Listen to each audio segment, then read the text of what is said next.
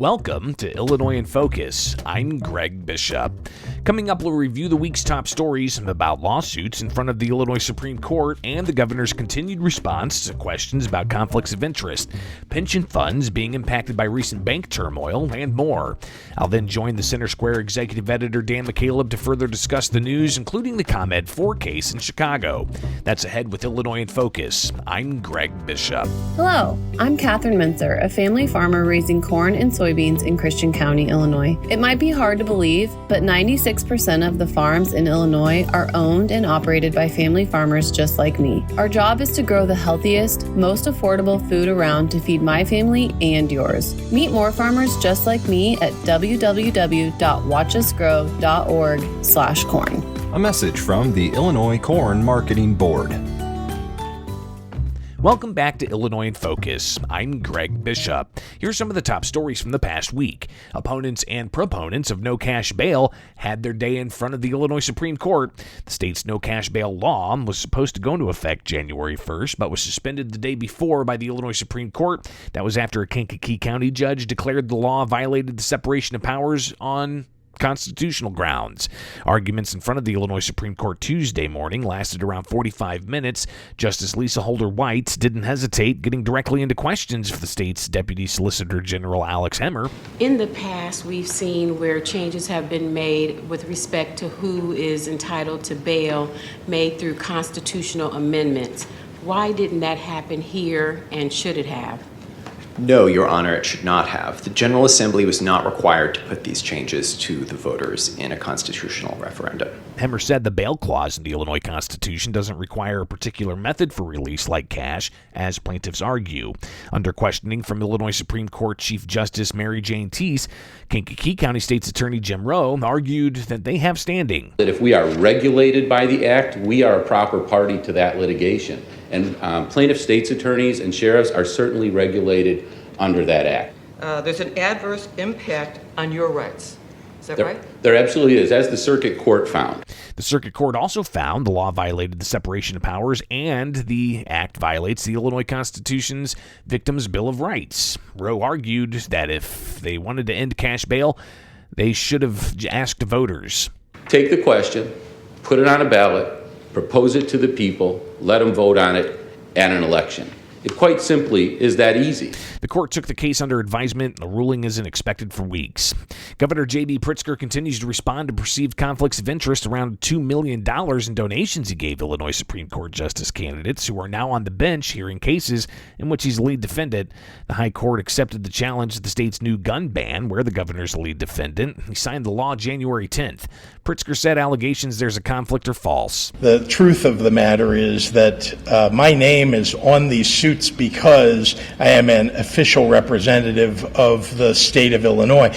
He said the gun ban challenge or the challenge of the Pretrial Fairness Act he also signed don't have anything to do specifically with him. He just so happens to be the governor. As for what he wanted to do with the donation, that much, he said he wants good people to get elected. And I'm must say that I think people who run for judge do it for the right reasons, and I think that people who give to candidates for judge do it for the right reasons. The Illinois Supreme Court hears the gun ban challenge in May. And it's unclear how far-reaching recent bank failures are for various pension funds in Illinois, but one lawmaker is ringing the alarm that the state is one deep recession away from insolvency. Sunday, the federal government took over New York Signature Bank days before Silicon Valley Bank collapsed. While President Joe Biden announced depositors will be made whole, he said investors will lose out. Of several pension funds messaged for comment on liabilities and troubled banks, the Illinois Municipal Retirement Fund said it's impacted by around $3 million from SVB. IMRF notes that it's less than a percentage of the more than $49 billion in assets. The Consolidated Police Pension Fund that has total exposure of $1.2 million of $8.9 billion in assets. Illinois State Representative Stephen Reich said what happens in Europe could be the real canary in the coal mine. When the Saudis pulled their funding from Credit Suisse, how many other European banks have got similar arrangements with these oil nations? And if they pull their funding for whatever reason, we're going to have a European bank crisis, and that's going to translate over to here. That is the bigger problem. Reich said there has to be a grand bargain to address Illinois' unfunded pension liabilities, which are among the worst in the nation. He suggests before the bottom drops out, a combination of benefit reductions and revenue increases. Those are the top stories from the past week from Illinois. Find more online at americastalking.com. Coming up for Illinois in Focus, I'll join the Center Square editor, Dan McCaleb. This is Illinois in Focus, a production of America's Talking Network. I'm Greg Bishop. Freedom and liberty are important to all of us in Illinois, from Rockford to Carbondale, from Quincy to Decatur. If you're looking for civil, intellectual conversations with those shaping the future of freedom, try the Future of Freedom podcast with me, Scott Bertrand. We speak with leaders across the country in the greater conservative and libertarian movements. In-depth conversations about where the next intellectual battles will happen across the country. It's the Future of Freedom podcast. Find it at americastalking.com or wherever you get your podcasts. Welcome to Illinois in Focus. I'm Dan McCaleb, executive editor of the Center Square Newswire service. Joining me today again is Greg Bishop, the Center Square's Illinois associate editor and senior Springfield reporter. How are you, Greg? Glad to be here, Dan, as always. We are recording this on Thursday, March 16th, and the federal bribery conspiracy trial, now dubbed the ComEd 4, is underway in Chicago.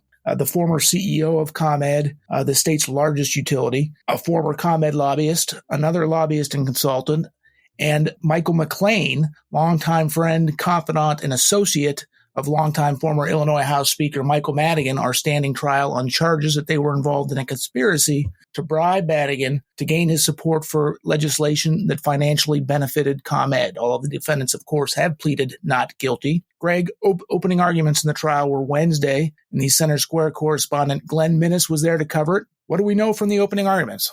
Well, there's a lot of talk of Madigan, but Madigan is not in the courtroom. And even the defense now providing their opening statements, pointing out that there's a lot of talk of Madigan, but Madigan's not in the courtroom.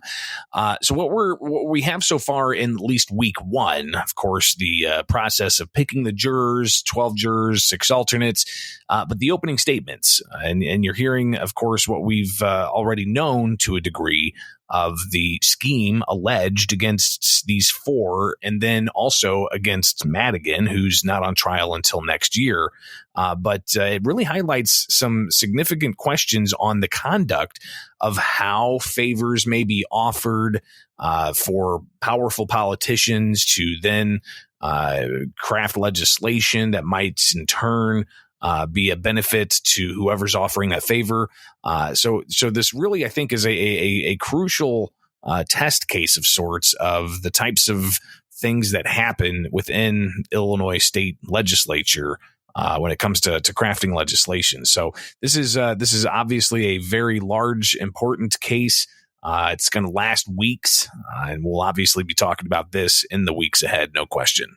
One of the things that came out during opening arguments yesterday was of course, we've known that prosecutors say ComEd was trying to get favorable legislation passed through Michael Madigan's controlled House, State House. 3 of the bills, or 3 of the pieces of legislation that passed during Madigan's tenure and during this 8-year period the investigation involved was the Smart Grid bill from 2011, which essentially gave ComEd more money to put in what they called smart grids to create more efficiency. Another bill in 2016 to essentially bail out ComEd's nuclear power plants. Let's talk about those 2 things here. I remember from my newspaper days the smart grid legislation passing through in 2011, and of course the bailout of the nuclear plants that ComEd had threatened to shut down if they didn't get a bailout. Do we know any more about this at this point, or do we have to wait for witnesses to start testifying, etc.? Yeah, I think we're going to get a lot more detail on exactly how these bills were impacted by these special favors. And again, keep in mind, the special favors were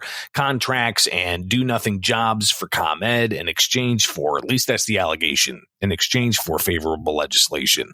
But it's obvious that whenever the State House passes bills and enacts laws, especially if it involves bailouts. That's taxpayer money, especially if it involves special carve-outs for large utilities. Those are things that are going to impact taxpayers and ratepayers for this particular utility. So there have been groups for a good solid 3 years since this was revealed, pushing for ComEd to make the ratepayers whole.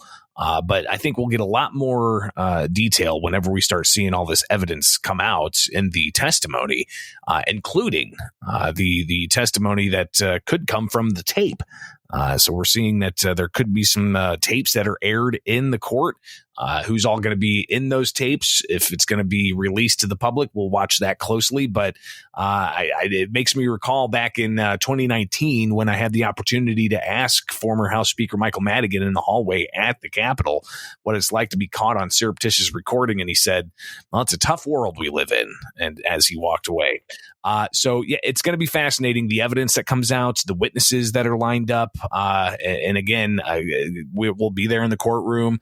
Our correspondent Glenn Menace, but also Brett Rowland, tag teaming to get us the very latest in this ongoing developing case. Good reminder to our listeners that you can find all of our ongoing coverage of this trial at thecentersquare.com. Greg, you mentioned early on that Madigan's name was thrown out there numerous times during opening arguments, both for the prosecution and for the defense. But Madigan himself is not on trial yet. He does face more than 20 corruption-related counts. His trial is scheduled for early next year. But this trial very well could be an indication of what prosecutors have against Madigan. So it might be telling, as you said, also it's going to be weeks-long trial. But when we finally do get the end of it, and if and when we do get a jury verdict, how much indication would that be of what the government's evidence is against the former House Speaker himself? I think it will be very telling. Of course, the three options here are one, a guilty verdict, one, a not guilty verdict, and any kind of combination thereof for all the different charges there are. But then you could possibly get a hung jury. So no telling what happens throughout the process of this trial. But the outcome, I think, if it does show that the evidence is mounting, it's stacking up, there's no question it's going to impact the case against the former House Speaker heading into next year. So the different types of legal maneuvering either prosecutors or Madigan's defense will do really hinges on what happens in the next 5 weeks. 12 jurors were seated Tuesday with 6 alternates. The alternates are there in case one of the 12 official jurors, whether it gets sick or can't finish the trial or, talks about the case outside of the courtroom when he or she shouldn't. And of course, you mentioned the hung jury. It has to be a unanimous verdict on each and every single count for it to be a guilty verdict. So a hung jury would come if even just one jury holds out from a not guilty verdict or a guilty verdict itself. And in these kinds of cases, which are complicated, the federal prosecutors plan to call dozens of witnesses. So this is not a simple case like you might find in a criminal trial where you've got DNA evidence and eyewitnesses, et cetera, et cetera. So the possibility of a hung jury is very, very real. Especially if you consider the defense may try to say, well, this is just kind of how legislation comes together. And some historians may even be able to delve into some of the comments that were made by former President Abraham Lincoln, who actually served in the Illinois legislature when he was in Illinois before becoming the 16th president all those years ago.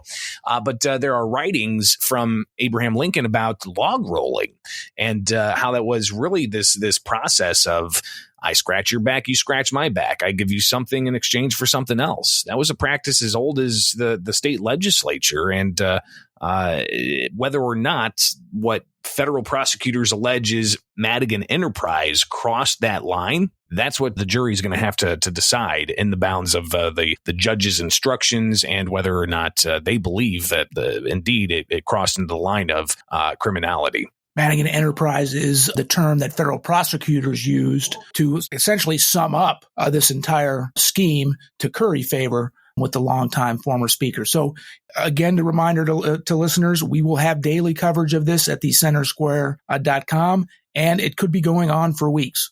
Another story that's been ongoing and will be going on for weeks, more likely months, is Illinois' relatively new ban on certain semi-automatic handguns and rifles and magazines of certain capacities, and also the no cash bail provision of the Safety Act. We had a couple updates this week on that, Greg. Bring us up to speed. Yeah, so let's start with the Safety Act, and then that kind of leads into the gun ban challenges. And what we had this week was the Illinois Supreme Court heard the oral arguments in the Kankakee County judge decision that the Pretrial Fairness Act, which ends cash bail statewide, is unconstitutional. Quick background, this passed back in January of 2021. For weeks and months, they crafted updates to it, and then we had an election in 2022 where beforehand there was a lot of questions of if the Pretrial Fairness Act that ends cash bail is going to lead to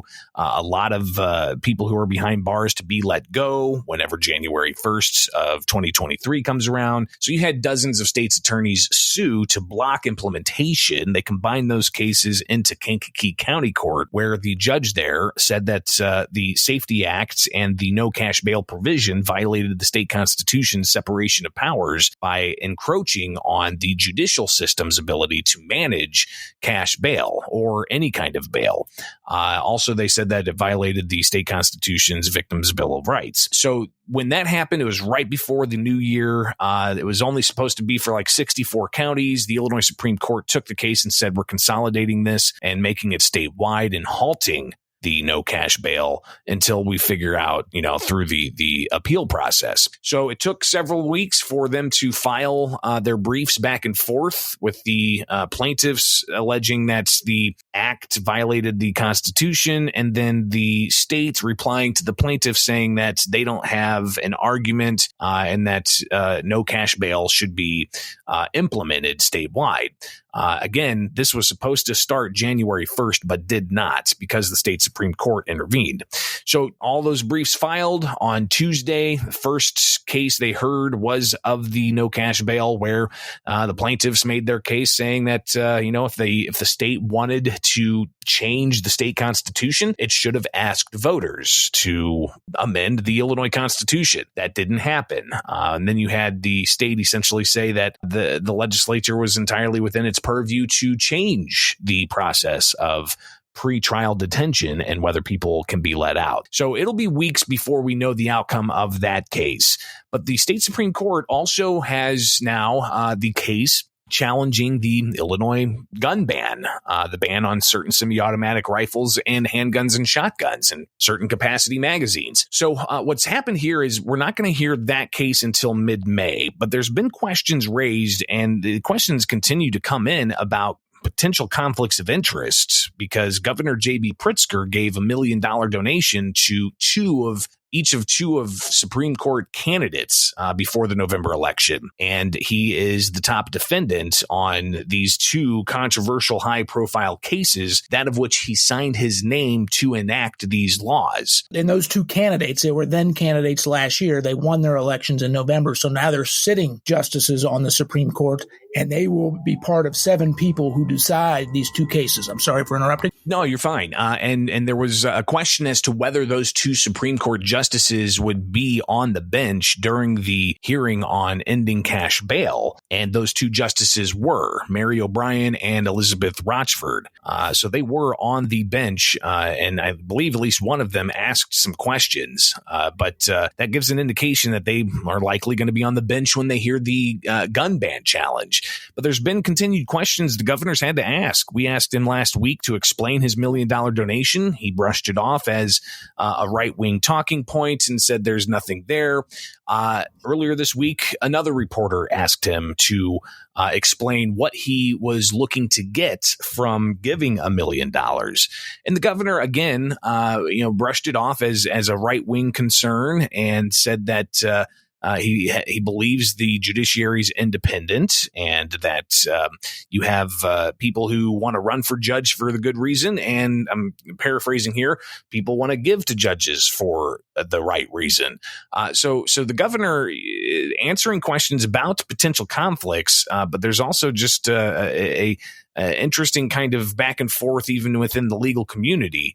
When I talked with attorney Thomas DeVore earlier this week, he said that he doesn't see the conflict. He believes that the judiciary can be independent, but others I've talked to say that any inkling of a conflict means there's a conflict there and justices should recuse themselves. What happens next with that angle of this story? It's quite telling because we do have the possibility people could file complaints with the Illinois Judicial Inquiry Board, which is an oversight panel of sorts. So we'll be watching that space very closely with those two cases. Let's move on to another interesting story this week. We are now, it's almost 3 years to the day, pretty close to the day anyway, of the COVID-19 pandemic and Governor J.B. Pritzker's lockdown, stay-at-home orders, closing businesses that he deemed non-essential, shutting down schools, et cetera, et cetera.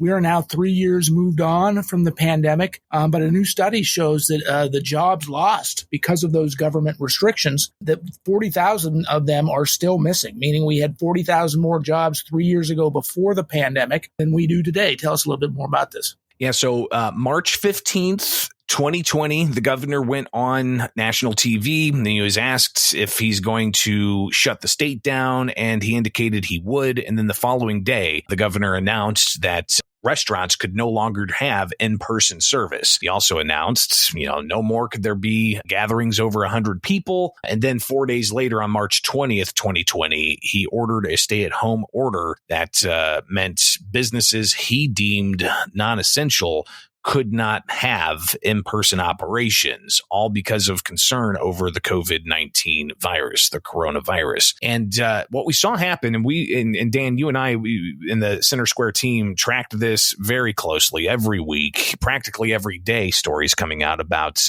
unemployment filings. It got over 1 million unemployment filings in just a handful of weeks. I remember 1 week it was 225,000 unemployment filings just in Illinois in 1 week alone. So it spiked considerably.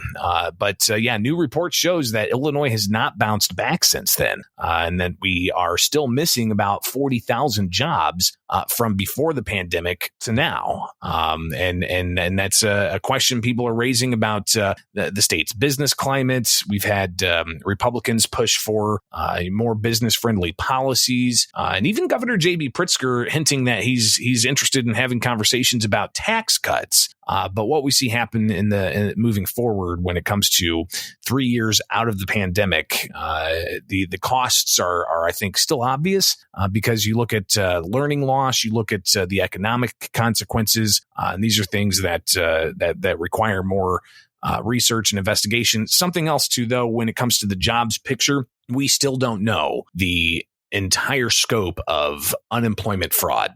We know a federal audit showed around $2 billion worth of federal programs that Illinois operated that there was fraud, but we don't know how much of the other state operated programs that use tax dollars to pay unemployment benefits had fraudulent claims. And still a lot of unanswered questions about the management of COVID, the impacts on the economy, the impacts on the education space, and a lot of money, a lot of tax dollars went out in those months and years after the pandemic. And of course, this is Illinois in focus, but at the Center Square, we cover all 50 states and the federal government in Washington, D.C. You referenced we still don't know what the unemployment fraud was in the state of Illinois. But Greg, as usual, thank you for your insight into all of these stories. Listeners can keep up with all of the stories we've talked about and more at thecentersquare.com.